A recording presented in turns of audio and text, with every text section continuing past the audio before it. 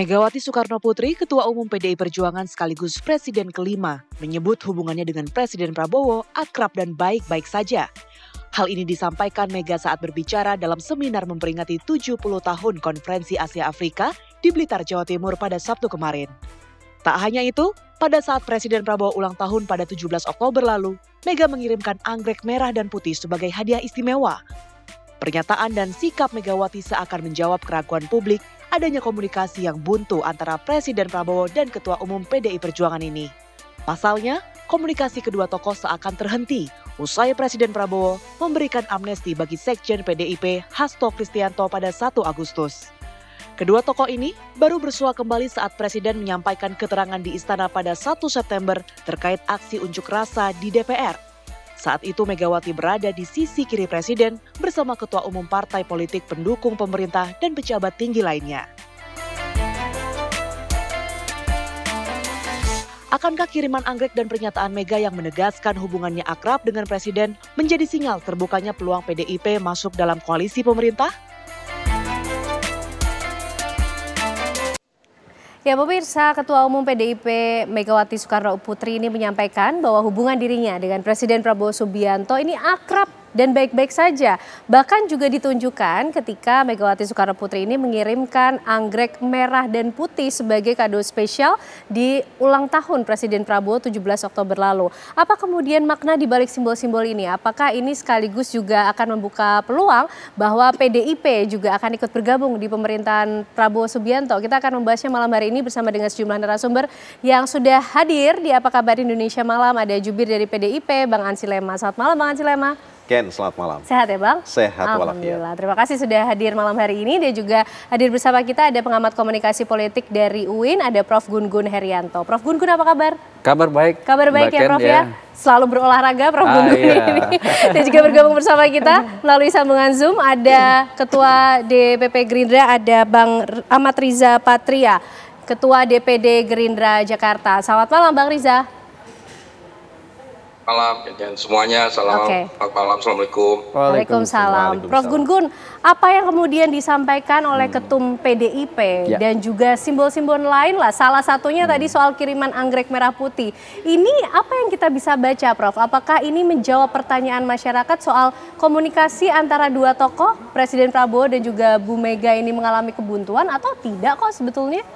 Kalau lihat ekspresi simbolik ya, dari apa yang dipraktikkan verbal maupun non-verbal itu menunjukkan tidak ada hambatan psikologis kan di antara Bu Mega dengan Pak Prabowo. Artinya dari sisi hubungan personal ya dalam konteks politik dua aktor itu menurut saya tidak ada masalah. Yang kemudian menjadi bahan diskusi adalah apakah hubungan personal itu kemudian berlanjut pada hubungan institusional. Kan begitu? Ya. Nah ini menurut saya kembali kita harus menelaah konsistensi Bu Mega dalam waktu ke waktu. Saya lihat Bu Mega sangat hati-hati sekali dalam positioning PDI Perjuangan di landscape politik kekinian. Dan sampai hari ini posisinya adalah di luar kekuasaan, tetapi hubungan baik dengan kekuasaan hari ini. Reciprocal. Jadi pola reciprocal itulah yang dipraktekkan oleh Ibu Mega. Nah, sampai hari ini saya melihat belum pada sinyal kuat bergabungnya PDI Perjuangan. Tetapi konteksnya adalah pola hubungan reciprocal, tentu mutual simbiosis dengan PDI Perjuangan dan tentu kuasa politik Pak Prabowo dalam membangun yang disebut dengan relasi kuasa yang tentu tidak dalam konteks siapa yang lebih dominan, tetapi pola-pola yang dipraktekkan adalah pola-pola fungsional gitu. Jadi hubungan personalnya dulu coba kita dalami sebelum nanti ke institusional lah ya. Bang Ansy Lema, gimana nih? Memang selama ini sebetulnya komunikasi antara Bu Mega dan Pak Prabowo tidak pernah ada kebuntuan kah? Tidak pernah terhenti, sebetulnya hanya publik saja yang tidak melihat begitu?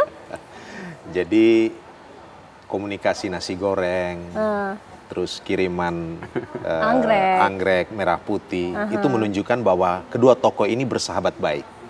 Dan secara historis kita lihat bahwa persahabatan ini itu berlangsung sudah sangat lama.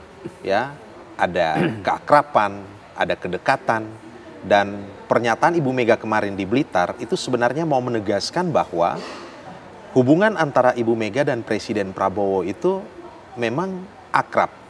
Walaupun hari ini PDI Perjuangan berada di luar pemerintahan, tetapi tidak berarti hubungan kedua tokoh ini berjarak atau tidak akrab. Ya, jadi seperti tadi kata Prof. Gun-Gun, tidak ada hambatan psikologis maupun juga tidak ada hambatan politis.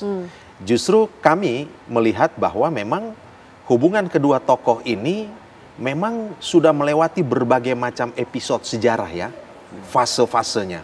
Pernah bersanding bersama-sama menjadi calon presiden dan calon wakil presiden, tetapi kemudian pernah juga berkontestasi walaupun Ibu Mega mendukung tokoh yang lain begitu. Jadi hampir tetapi ada di semua situasi gitu situasi ya? Semuanya ada, tetapi walaupun ada kontestasi ya, kemudian dalam tanda petik setelah selesai itu proses rekonsiliasi itu berjalan dengan baik, dan walaupun hari ini PDI berada di luar kekuasaan, sikap politik Ibu Mega dan PDI Perjuangan itu jelas bahwa kita perlu memastikan bahwa pemerintahan Presiden Prabowo ini berjalan secara efektif sehingga agenda-agenda kerakyatan, agenda-agenda kebangsaan itu bisa berjalan dengan baik.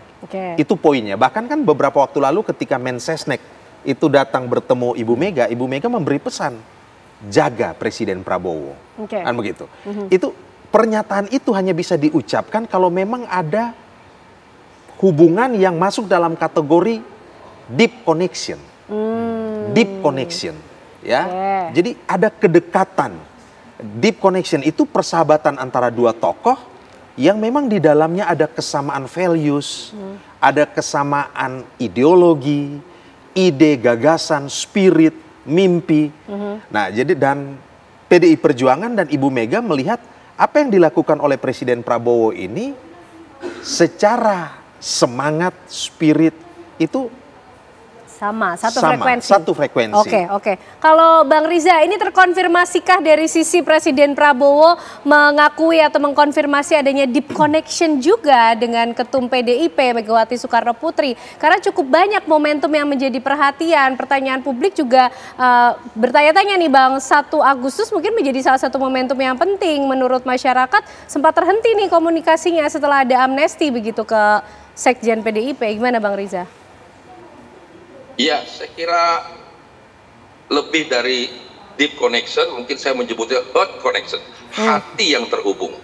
Jadi antara Soekarno, Bung Karno, Pak Sumitro sejak dulu memiliki hubungan yang baik, luar biasa, sekalipun punya pandangan yang kadang berbeda, tapi kedua tokoh bangsa itu selalu menunjukkan kepeduliannya, perhatiannya, dan dukungan kepada kepentingan bangsa, negara, dan rakyat. Kemudian diteruskan oleh Putri, Ibu Megawati, dan Pak Prabowo. Hubungan kedua tokoh bangsa ini sebagai Presiden ke-5 dan ke-8 luar biasa, pasang surut. Pernah sama-sama di lingkaran pemerintahan dulu, kemudian juga sama-sama pernah di luar pemerintahan, dan pernah juga bersanding, Megapro. Dan Ibu Megawati juga pernah mendukung, betul tadi, mendukung pasangan lain. Pernah sama-sama oposisi juga.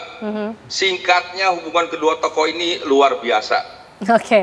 Dalam kesamaan dan perbedaan yang luar biasa, tapi kedua tokoh ini memiliki hati yang tulus, yang baik, yang ikhlas, yang peduli pada kepentingan bangsa negara, pada kepentingan rakyat. Selalu mendahulukan kepentingan bangsa negara, selalu mengunduhkan kepentingan rakyat kecil, atau buat PDIP wong cilik istilah Ibu Megawati. Jadi kami meyakini kedua tokoh ini tidak dapat dipisahkan.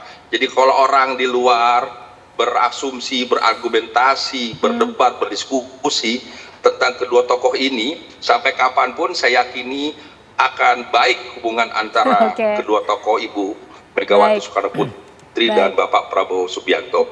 Dan kedua partai ini juga baik sekali, Megawati dengan PDIP, Pak Prabowo dengan Gerindra, dan alhamdulillah Pak Profesor Sukdas Ahmad di pimpinan DPR bersama Mbak Puan juga hampir setiap hari bertemu, berdiskusi, memastikan tugas fungsi DPR berjalan dengan baik dan menjadi penghubung yang baik antara Pak Prabowo dengan Ibu, juga dengan Pak Prabowo dengan Mega. Jadi saya kira kedua tokoh ini akan terus baik dan kami yakini ini menjadi penting bagi stabilitas politik Indonesia ke depan dan seterusnya. Jawaban awal untuk pertanyaan publik soal bagaimana hubungan antara Ketum PDIP Megawati Soekarnoputri dengan Presiden Prabowo Subianto, kata kuncinya sudah ada deep connection, sudah ada hard connection, meskipun diakui ada pasang surut. Pasang surutnya apa saja? Kami hadirkan jawabannya untuk Anda pemirsa usai jeda. Ya pemirsa, kita akan lanjutkan pembahasan kita malam hari ini. Kita juga akan melihat bagaimana pernyataan yang disampaikan oleh Ketum PDIP Megawati Soekarnoputri dalam seminar internasional yang memperingati 70 tahun Konferensi Asia Afrika. Tapi sebelumnya kami juga akan menghadirkan untuk Anda informasi mengenai gambaran kondisi pasang surut hubungan komunikasi antara Ketum PDIP Megawati Soekarnoputri dengan Presiden Prabowo Subianto. Ini kami coba untuk rangkum dan mencatat untuk Anda pemirsa, Bapak-bapak juga mungkin bisa ikut menyimak.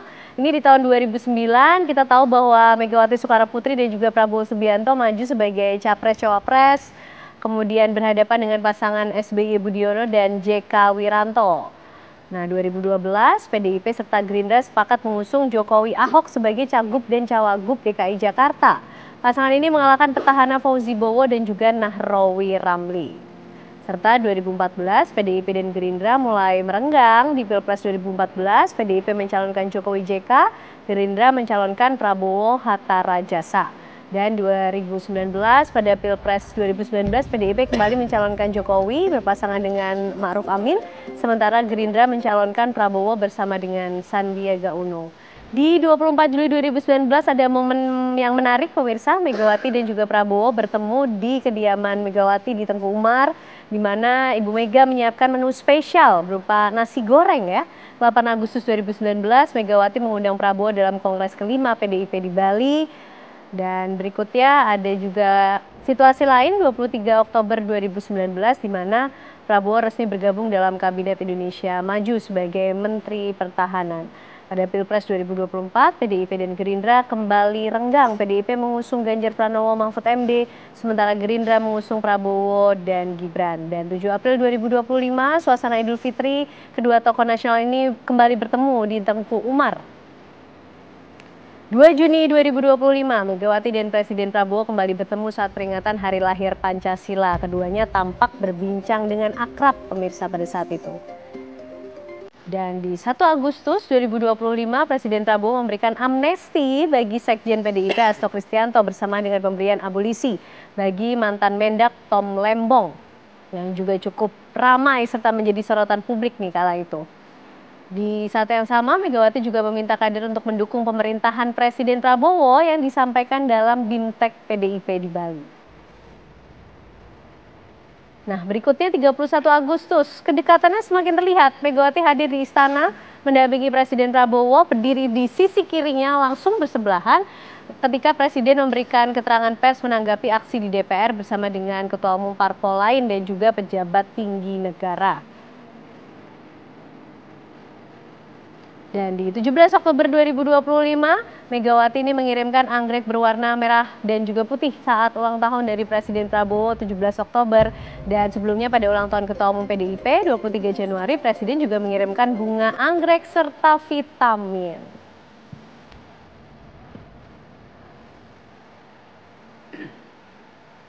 Baik, kita akan lanjutkan ya pembahasan mengenai bagaimana hubungan kedekatan antara Ketum PDIP dan juga Presiden Prabowo Subianto. Prof. Gun-Gun, kalau kita lihat catatan pasang surut kondisinya, presentasenya lebih banyak pasangnya atau surutnya, dan pola komunikasi apa yang bisa kita baca, Prof? Jadi gini ya, itu nggak bisa diprosentase. Ini kan bukan kuantitatif, ini pola hubungan kualitatif, interaksionisme simbolik namanya. Jadi kalau kita lihat, dua hal, kebutuhan dan kepentingan itu dua sisi dari mata uang yang sama dalam konteks mengelola hubungan politik ya. Contoh misalnya kebutuhan seperti hari ini Pak Prabowo pasti butuh PDI Perjuangan. Kenapa? Tentu di luar kongsi-kongsi yang sudah ada ya. Kenapa? PDI Perjuangan kan partai pemenang pemilu legislatif. Sehingga kebutuhan itu bisa sifatnya menjadi prakondisi dalam membangun akselerasi program-program sehingga dukungan di DPR kan diperlukan meskipun PDI Perjuangan bukan partai yang berada dalam line up kabinet Pak Prabowo. Tapi kan itu harus dikelola sehingga apa kepentingan-kepentingan Pak Prabowo untuk mengakselerasi program bisa berjalan optimal, ya kan? PDI Perjuangan juga sama. Punya kebutuhan yaitu soal eksistensi partai yang tentu persisten, punya daya tahan. Bukan hanya di satu periode, tapi juga mungkin melampaui periodenya Pak Prabowo 2 sampai 2029 kan. Nanti juga kan ada kepentingan elektoral lainnya. Kepentingan bangsa yang harus diagregasi, yang harus diartikulasikan oleh PDI Perjuangan. Dan itu menurut saya juga punya kepentingan sebagai partai yang pasti ya mengelola banyak sekali instrumen yang harus kemudian punya daya tahan melampaui kepentingan-kepentingan yang sifatnya sektoral. Nah, posisi itu mengharuskan kemudian membaca politik tidak bisa linier, melainkan harus membaca politik secara reciprocal. Itu yang sering disebut two-way symmetrical communication. Komunikasi dua arah dalam posisi yang sejajar. Kalau tidak, maka kekuatan politik akan terjebak pada ego sektoralnya dan itu akan kemudian mematikan langkah-langkah ya strategis yang mau dibangun oleh siapapun aktor politik, Bu Mega, Pak Prabowo. Kan kita nggak pernah tahu 2029 landscape-nya berubah nggak? Betul.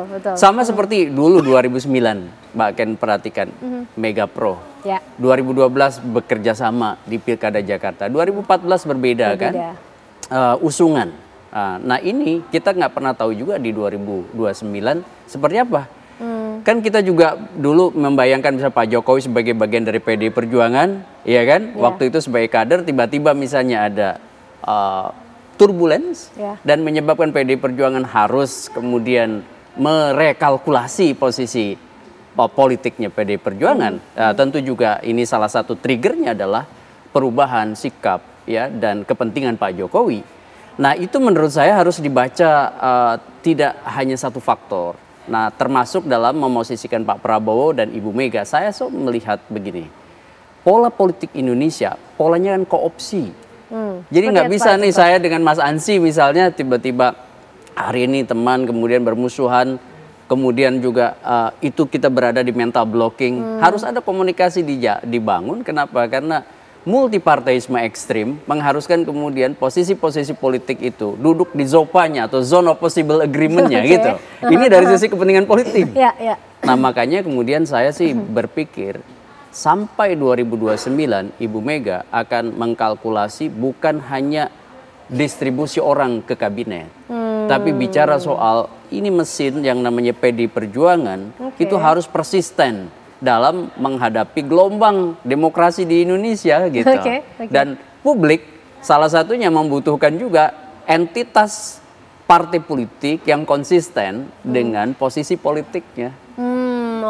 Bang Ansi seperti itu kah tadi bacaan dari Prof Gun-Gun terkonfirmasi dengan langkah-langkah yang dilakukan oleh Bu Mega begitu, apalagi kita ngelihat kalau di konteksnya yang terakhir ya di Blitar bahkan Ibu Mega bicara mengenai keakraban dirinya dengan Presiden di forum internasional, Bang Ansi. Ya, itu kan pasti ada teks pembicaraan Ibu dan ada konteks di forum peringatan 70 tahun Konferensi Asia Afrika. Sebenarnya Ibu itu dalam kondisi yang happy, Ibu tuh dalam kondisi yang betul-betul memberi apresiasi dan menghargai ya langkah-langkah politik luar negeri dan upaya-upaya diplomasi yang dilakukan oleh Presiden Prabowo Subianto. Ya, kita tahu Presiden Prabowo Subianto itu begitu getol memainkan diplomasi perdamaian, politik perdamaian untuk mendorong misalnya dalam kasus Israel-Palestina, Gaza dan sebagainya. Bahkan juga diapresiasi dan bahkan memberikan pidato yang luar biasa di forum PBB.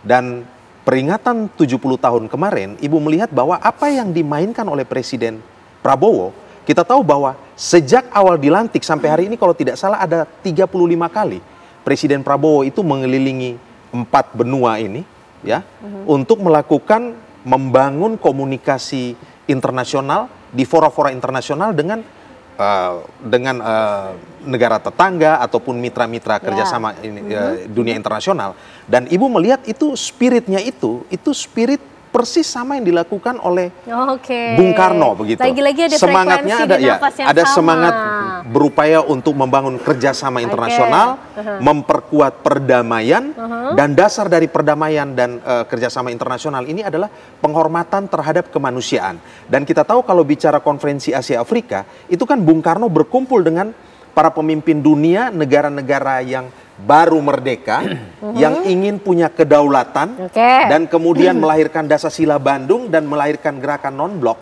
Dan persis apa yang dilakukan oleh Presiden Prabowo Subianto, mendorong kerjasama internasional, mendorong perdamaian global, yang dasarnya itu adalah pada sovereignty, kedaulatan, dan pada kemanusiaan atau human rights, itu menurut Ibu, wah ini betul-betul seperti Bung Karno. Sikap proaktif dalam diplomasi internasional yang dimainkan oleh Presiden Prabowo itu dihidupkan kembali seperti dulu yang dilakukan oleh Presiden pertama Republik Indonesia itu Bung Karno. Itu semangatnya. Sementara tadi kalau dikatakan hubungan Ibu Mega dan Presiden Prabowo itu bukan gimmick gitu. Itu bukan gimmick. Bukan sekedar simbolik itu. Apalagi dianggap sebagai artificial connection. Enggak. Makanya alamiah dan tulus. Itu alamiah dan tidak sekedar formalistik. Kenapa? Presiden Prabowo ini kita tahu karakter seorang pemimpin yang mengembangkan paradigma persatuan. Maka beliau ingin merangkul semua, ingin bersama bergotong royong bangun bangsa ini. Ibu Mega dasarnya tuh satu aja. Kalau bertemu dengan pemimpin yang konsisten betul-betul, kokoh memegang konstitusi, dan kemudian pro rakyat, pasti kepentingan untuk bangsa dan negara itu ketemu. Dan dua tokoh ini bertemu di frekuensi yang sama, yang satu ingin mendorong bahwa persatuan itu menjadi hal yang perlu, bahkan Pak Prabowo katakan kan, satu musuh aja itu sangat banyak. One enemy, too much. Tetapi 1000 kawan, 1,000 friends, too few, terlalu sedikit. Dan Ibu Mega melihat bahwa hari ini memang, walaupun kami berada di luar kekuasaan, kami juga bisa ikut bergotong royong membangun sampai situ dulu, karena nanti kita ada masanya untuk bicara mengenai hal itu. Tapi ya Bang Riza, ini kalau menurut PDI frekuensinya sudah sama yang dilakukan Presiden Prabowo seperti yang dilakukan oleh Bung Karno juga kala itu, Bang Riza. Kalau bicara mengenai kebutuhan dan kepentingan yang tadi juga sempat disinggung oleh Prof. Gun-Gun, apa kemudian yang dilihat dari Presiden Prabowo? Apakah juga tengah menyiapkan langkah strategis tertentu ke depan? Ya tentu bagi Pak Prabowo, Ibu Megawati Soekarno Putri, Partai PDIP adalah satu sahabat, saudara yang sangat penting, sangat berharga bagi Pak Prabowo, bagi partai, dan bagi bangsa dan seluruh rakyat Indonesia. Pak Prabowo selalu mengedepankan pentingnya persatuan dan kesatuan. Beliau menyadari bahwa bangsa kita bangsa yang besar, masalah kita sangat kompleks, kita akan segera bangkit maju tentu dengan cara bersatu, harus kompak, harus solid, harus bersama-sama, harus gotong royong. Sehingga bagi Pak Prabowo, semua partai politik, semua ormas, semua organisasi, semua komunitas, buruh, mahasiswa, perempuan, siapapun di Republik ini, beliau ingin semua bergerak bersama membangun bangsa. Terlebih PDIP, partai pemenang pemilu 3 kali, luar biasa. Jadi apalagi hubungan sebelumnya Bung Karno, Pak Sumitro, tadi juga disampaikan bahwa Bung Karno juga sebagai pemimpin yang menyadari pentingnya diplomasi politik dunia dengan pemimpin dunia, dan alhamdulillah Pak Prabowo mengikuti jejak penting sejarah Presiden pertama menyadari pentingnya membangun diplomasi luar negeri, komunikasi politik luar negeri yang penting. Dan alhamdulillah kita menyadari dan bangga sebagai bangsa Indonesia, Bapak Prabowo menjadi tokoh dunia, menjadi tokoh 15 besar pemimpin muslim dunia di G20, Di PBB kemarin dengan pidatonya yang membanggakan, menyadarkan kita semua, bahkan seluruh bangsa, pentingnya perdamaian, pentingnya persatuan, pentingnya semua sama sebagai sebuah bangsa yang besar maupun yang kecil, yang kuat harus membantu yang lemah dan seterusnya. Beliau apa yang diyakini Pak Prabowo, beliau juga ingin meyakini seluruh bangsa-bangsa di dunia agar bersama-sama membangun negara masing-masing, membangun bangsa masing-masing, saling hormat, menghormati, saling bantu. Tidak boleh ada lagi yang kuat menindas yang lemah, apalagi membiarkan yang lemah mati kelaparan. Beliau menunjukkan perhatian luar biasa tentang perdamaian harus segera diwujudkan di Gaza, di Sudan, di Libya, di mana-mana di seluruh wilayah bangsa. Jadi kita bangga sebagai rakyat Indonesia memiliki pemimpin Bapak Prabowo Subianto yang dikenal luas di dunia dan selalu mengedepankan persatuan, ngajak gotong royong dengan program-programnya yang pro rakyat. Mudah-mudahan di bawah kepemimpinan beliau kita segera menjadi bangsa yang maju, bangsa yang besar. Tentu dukungan PDIP menjadi penting. Oke, baik. Tadi Bang Ansi Lema bilang 1000 kawan masih terlalu sedikit, satu musuh terlalu banyak, apalagi paradigmanya Presiden Prabowo Subianto merangkul katanya. Kalau begitu satu yang sebenarnya bukan musuh ini kenapa tidak dirangkul saja? Karena frekuensinya sudah sama pemirsa. Apakah kemudian ada kemungkinan ke arah sana? Kami hadirkan jawabannya untuk Anda usai jeda.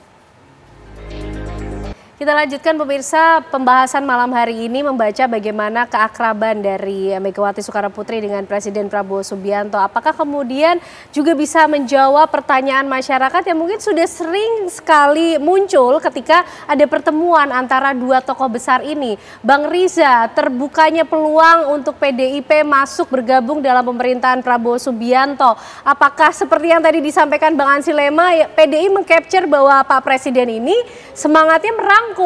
Artinya tidak ada satupun yang berada di luar pemerintahan atau seperti apa, Bang? Ya seperti yang sering kami sampaikan, bagi Pak Prabowo semua partai politik, organisasi, semua anak bangsa, Bapak selalu ingin merangkul, mengajak untuk bersama-sama membangun bangsa.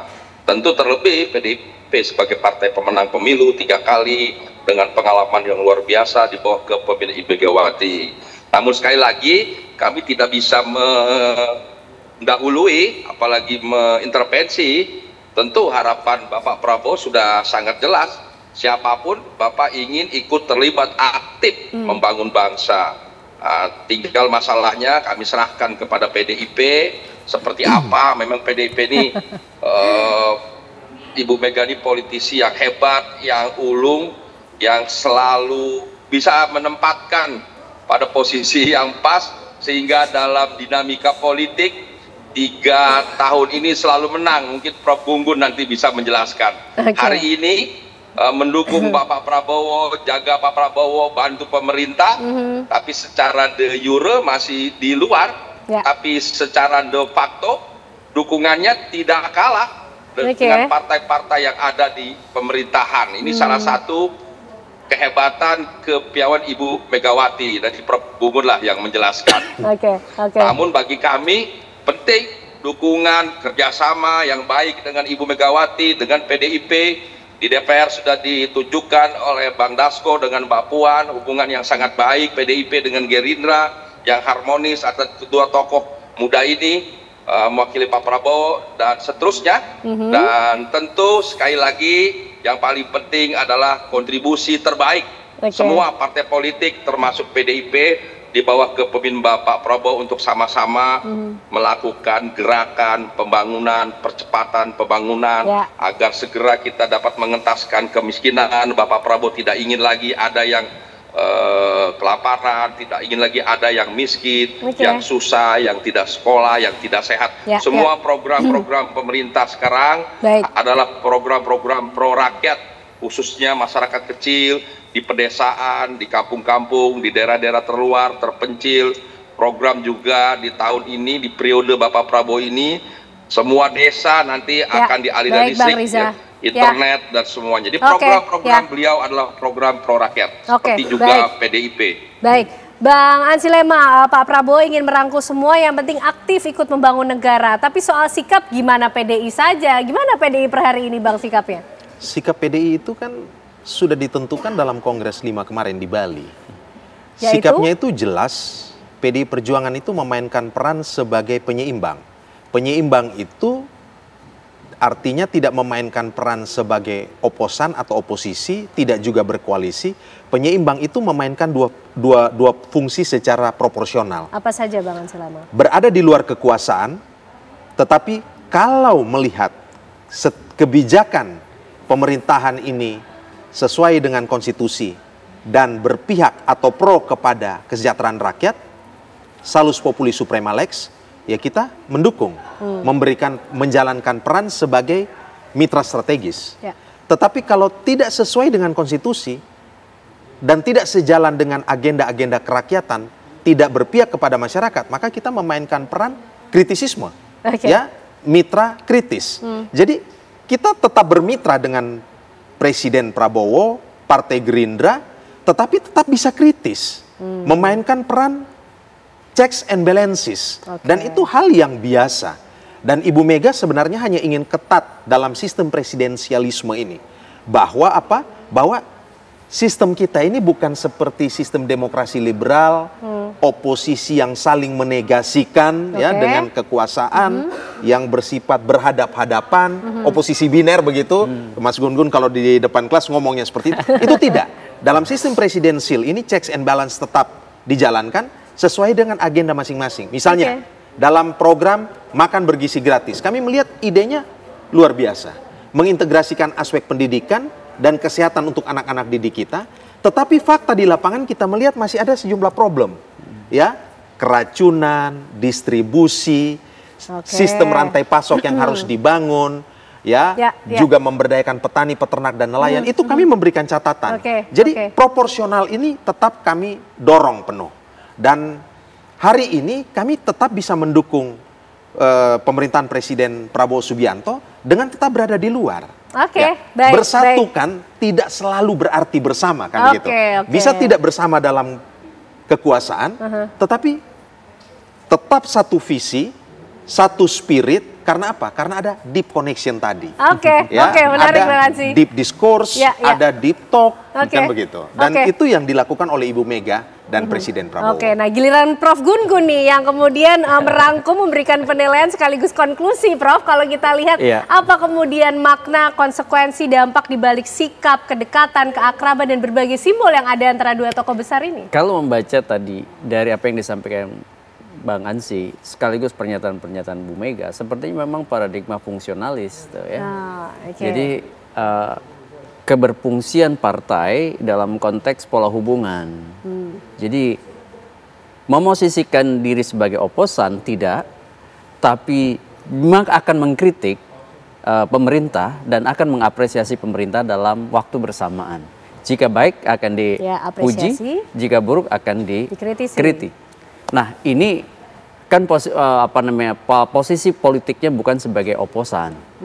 Tetapi saya melihat kalau ditanya apakah PDI Perjuangan akan berpotensi merapat ke kabinet, jawaban saya sepertinya tidak. Sampai nanti akhir pemerintahan Presiden Prabowo? Iya, probabilitas untuk berada di luar kekuasaan lebih besar. Kenapa? 2 periode waktu Pak SBY, posisi PDI Perjuangan di luar kekuasaan itu mendapatkan insentif elektoral yang tebal. Sekarang posisi PDI Perjuangan yang tidak dari awal, karena sejarah politik elektoral kita menunjukkan fakta begini, menariknya. Posisi politik yang jelas sebagai pengusung utama atau sebagai oposan utama di luar kekuasaan, sebagai partai di luar kekuasaan yang utama, itu biasanya mendapatkan insentif elektoral. Ketika Demokrat pengusung utama Pak SBY dapat insentif elektoral. Ketika PDI Perjuangan sebagai pengusung utama Pak Jokowi dapat insentif elektoral. Pun demikian ketika PDI Perjuangan berada di luar kekuasaan dan melakukan fungsi-fungsi oposisinya dalam tanda petik ya, itu dapat insentif elektoral. Jadi partai yang jelas sebagai di dalam kekuasaan atau berada di luar kekuasaan, itu dapat biasanya insentif elektoral signifikan pada saat kontestasi dilakukan. Oke, menarik lah ya. Dan Kita nanti demi sehatnya demokrasi. demi sehatnya Ya, demokrasi. perlu juga ada institusi partai politik formal yang bisa menjadi kanal yang memperjuangkan aspirasi dari masyarakat sipil dan masyarakat secara keseluruhan ini. Semuanya punya tujuan yang baik tentunya untuk kembali lagi kepada negara dan rakyat Indonesia. Kita tunggu nanti akan ada momentum keakraban lainkah yang akan muncul di publik antara dua tokoh besar ini. Terima kasih untuk perbincangan yang luar biasa malam hari ini, Prof. Gun-Gun, Bang Ansy, dan juga Bang Riza. Sehat selalu semuanya. Usai jeda pemirsa, kami juga masih akan menghadirkan informasi lain untuk Anda bersama dengan Tiara. Silakan Tiara. Ya, Ken dan juga pemirsa, sejumlah informasi lainnya masih akan kami hadirkan. Salah satunya adalah di hari kelima pasca tanggul jebol di Jati Padang, Jakarta Selatan. Petugas Gabungan Sumber Daya Air dan PPSU terus melakukan perbaikan. Informasinya akan kami hadirkan usai jeda.